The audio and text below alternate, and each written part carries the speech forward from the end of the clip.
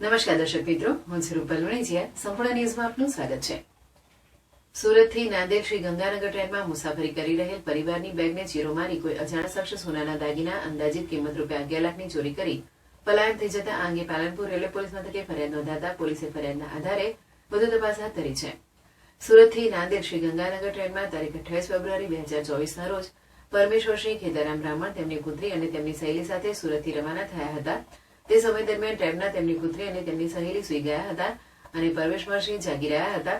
તેમની પાસે trolley bag સહિત અન્ય બેગો હતી જે સીટના નીચેના ભાગે મૂકેલી હતી અને તેમની દીકરીના સોનાના ઘરેણાં, તેમાં સોનાનો હાર, સોનાની રાખડી, 8 સોનાના ચૂડલા જેનું વજન અંદાજિત 18 થી 20 તોલા બેગમાં મૂકેલું હતું. મહેસાણાથી ટ્રેન ઉપડ્યા બાદ તેમણે પણ ઊંઘ આવતા તેમને ઝોકો આવી જતા તે સમય દરમિયાન તેમની બેગને ચીરો મારી સોનાના દાગીનાની કોઈ અજાણ્યો શખ્સ ચોરી કરી લઈ ગયો હતો.